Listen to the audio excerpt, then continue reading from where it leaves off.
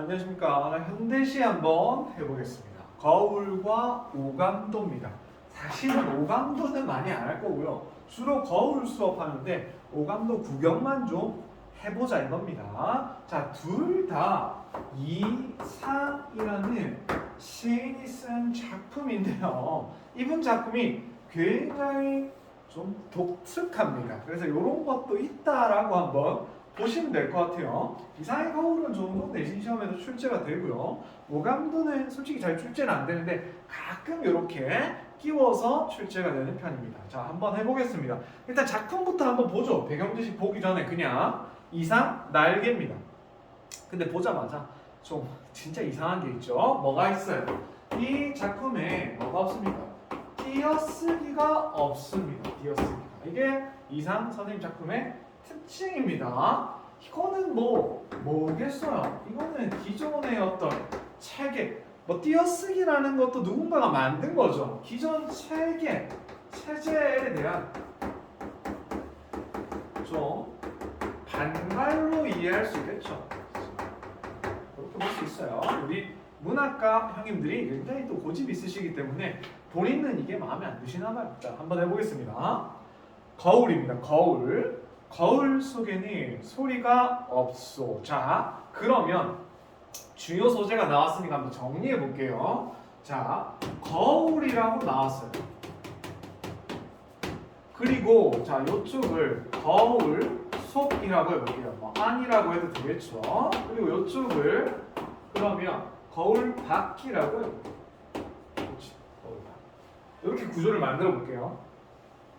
거울 속에는 뭐가 없다? 소리가 없다. 자, 여기는 소리 없습니다.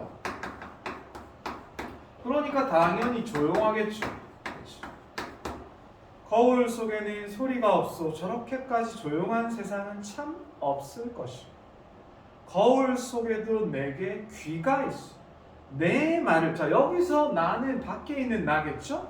못 알아듣네. 딱한 귀가 두 개나 있다. 자, 귀는 있다. 귀는 있다.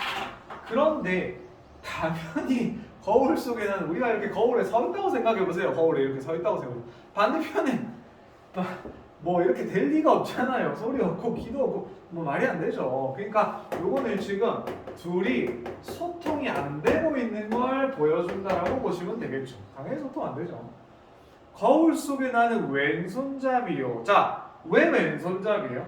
거울 밖에 내가 오른손잡이니까 거울이 이렇게 있으면 둘이 둘 다 오른손이어야지 이렇게 악수가 될 거 아니야? 혹은 둘 다 왼손이어야지. 근데 거울은 항상 이렇게 이렇게 비추는 손이 이렇게 올라오니까 왼손잡이라고 한 거예요.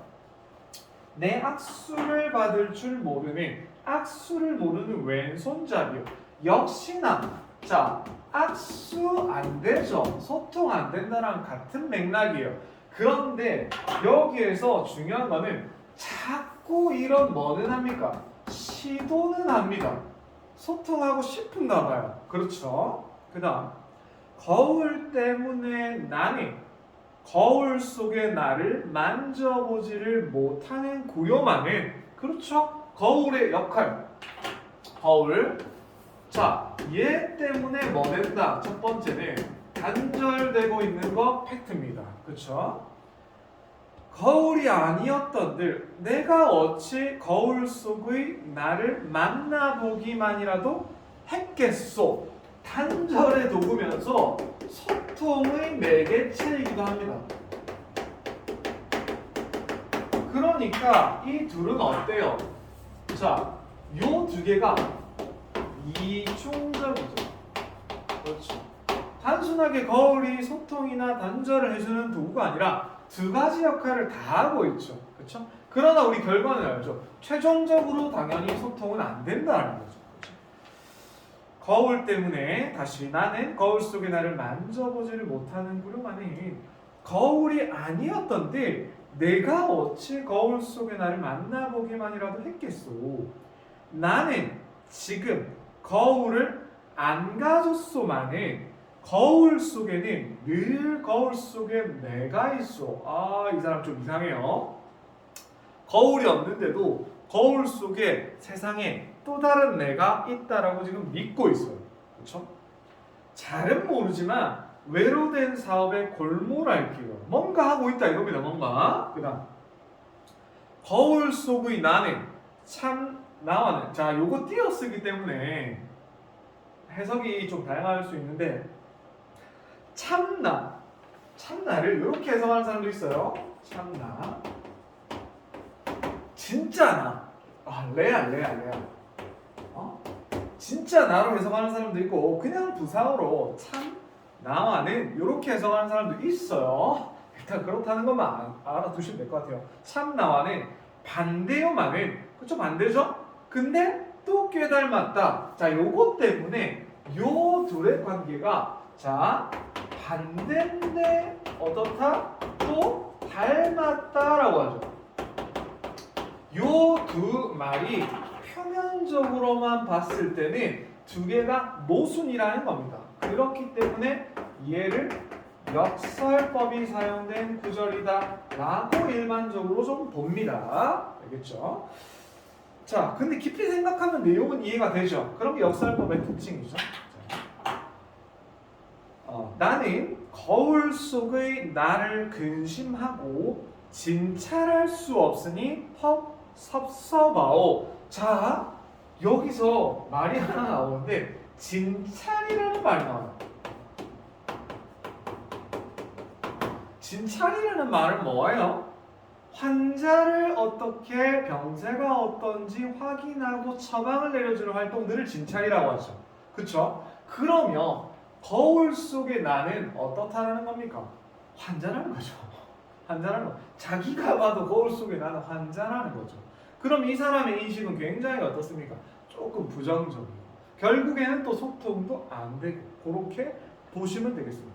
그러면 이 시를 좀 어떻게 봐야 되는가라고 보신다면 조금 배경 지식을 하셔야 돼요. 자, 뒷페이지 한번 넘어가 볼게요. 자, 어떤 내용이 나오냐면 뒷페이지에 보면 초현실주의라는 말이 나와요. 초현실주의. 자, 쌤이 무슨 주의라는 것은 영어에서 이제 이즘이라는 말을 번역해 온 것으로 앞에 게 중요한 사조라고 보시면 됩니다. 자, 초현실이라는 것은 현실을 넘어선 세계라는 거예요. 자, 요거 배경지식 하나 알아둬야 되는 게 뭐냐면 요거는 우리 유명한 학자죠? 프로이트.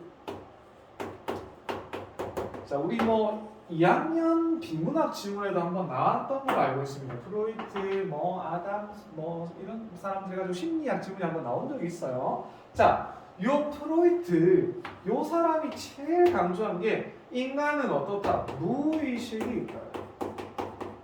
뭐 이거 복잡하게 길게 설명할 수도 있어요. 의식 단계가 있고 전의식 단계가 있고 무의식 단계가 있는데 인간의 어떤 행동들은 대부분 어떤 어린 시절에 형성된 무의식이 잠재돼서 이렇게 표출된 것이다 라는 게 이 사람의 생각이에요. 그래서 요 19세기 말 20세기 초에 이 무의식을 표현하려는 예술 작품들이 굉장히 많이 나왔습니다. 그래서 우리 이상 선생님의 시도 이런 초현실주의의 영향을 받은 게 아닌가 하는 내용들이 굉장히 많아요. 그렇죠? 왜냐하면 실제로 이분이 거울 밖의 어떤 현실의 나와 거울 속의 어떤 내면적 나 혹은 이상적 나 무의식의 나 이렇게 만나고 싶어하는 시도들을 하고 그게 실패하는 걸 보여주니까요. 그렇죠? 자, 그래서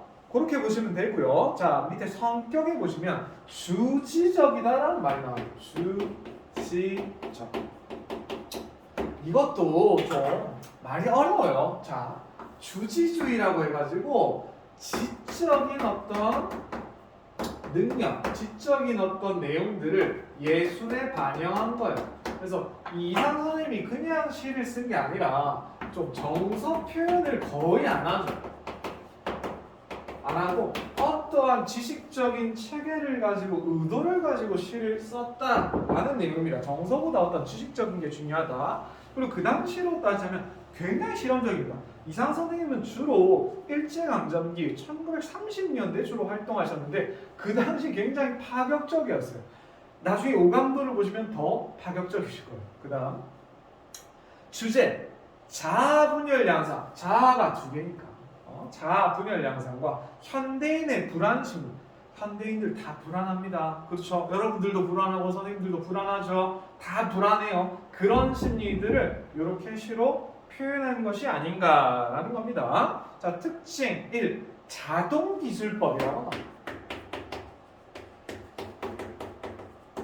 자, 자동기술법은 우리 뭐 의식의 흐름 기법하고도 또 연결돼요. 뭐 완벽하게 똑같다라고는 말을 못하겠지만 무슨 내용이냐면 이 프로이트의 무의식을 표현하기에 가장 좋은 방식은 뭐다? 내가 의식적으로 필터링을 거치지 않고 그냥 있는 그대로 그냥 오늘 하루를 있는 그대로 써본다. 그런 것들이 알겠죠? 자, 그 다음 역설적 표현 했고 띄어쓰기 무시도 다 했습니다. 밑에 이해와 감상만 한번 읽어보시면 됩니다. 현실적자, 내면적자 이렇게 막 설명들이 많이 나오는데 기본적인 이해는 지금 설명으로 하셨을 거예요. 자, 뒤에 넘겨보세요. 오감도라는 작품입니다. 자, 이 작품은 해석할 게 없어요. 보시면 알겠죠. 도로 질주한다. 제1의 아이가 무섭다. 제2의 아이가 무섭다. 제10의 아이가 무섭다. 제13의 아이가 무섭다 해서 이걸 가지고 뭐 서양에서는 13이 불길한 숫자니 질주하는 게 불안의식을 표출하느니 여러 가지 의견들이 있는데 선생님은 그거를 오늘 설명하려고 가져온 게 아니라 자 한번 보세요. 굉장히 파격적이죠. 이런 것도 있다라는 겁니다. 제목만 한번 볼게요. 제목 보시면 여기에 한자가 이렇게 돼 있어요. 이것도 약간 패러디죠. 자, 한자가 이렇게 돼 있죠.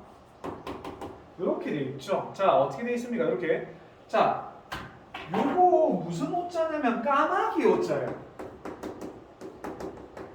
까마귀 오자예요. 그런데 사실은 원래 여기에 요렇게 한자 하나 하면 요 부분 고친 겁니다. 그러면 이게 세조자예요. 그래서 원래는 조감도라는 게 있습니다. 조감도. 조감도가 뭐냐면 건축할 때 도면 같은 걸 그려야 되는데 위에서 새가 날아드는 것처럼 새가 이렇게 떠가잖아요. 요즘은 드론. 그래서 위에서 이렇게 밑으로 내려보는 평면도를 말합니다. 그게 조감도입니다. 근데 이 새를 까마귀로 바꿔버린 거예요.